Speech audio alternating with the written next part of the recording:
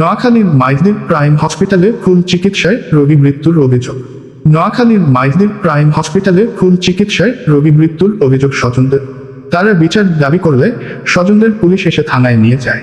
রোগীর স্বজনরা বিচারের দাবিতে হসপিটালে অবস্থান করলে পুলিশ এজিএম শিপনকে আটক করে থানায় নিয়ে যায়। রোগীর স্বজনদের অভিযোগ, ডাক্তারদের আচরণ মোটামুটি ভালো হলেও নার্সদের আচরণ খুবই জঘন্যতম। রোগী মরে গেলেও নার্সগণ রোগীর কাছে আসে না। সকল ঔষধ হসপিটাল থেকে দেওয়ার কথা থাকলেও নার্সগণ কিছুক্ষণ পর পর প্রেসক্রিপশন লিখে বলেন এই ঔষধ বাহির থেকে নিয়ে আসেন। এগুলো ভুক্তভোগী রোগীর স্বজনদের অভিযোগ।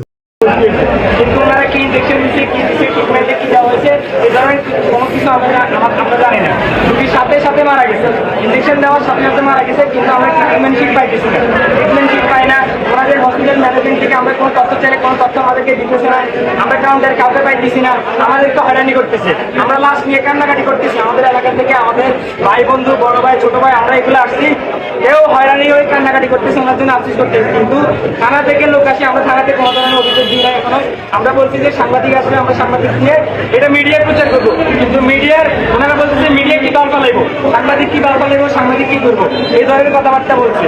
এর মধ্যে থানা থেকে লোক আসি, আমাদের সবগুলো লোক প্রায় 10-15-20 জনকে একটা গাড়িতে সবাই নিয়ে গেছে। আমরা গাড়ির সামনে দাঁড়াইছি, ওনাদের সাথে কথা বলছি, ওনারা কেউ থাকে নাই, আমাদের কোনো ধরনের কথা বলে নাই।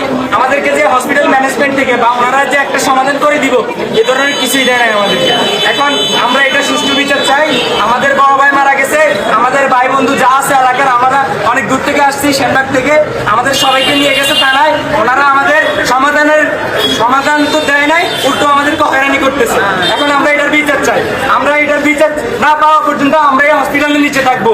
প্রয়োজনে আমাদের সেনবাগ থেকে আমাদের মানুষ কম নেই, সবাই আসবে এখানে, কেউ শৃঙ্খল কোনো কিছু করবে না। আমরা এটার বিচার নিয়ে এরপর আমরা এখান থেকে যাবো। আমরা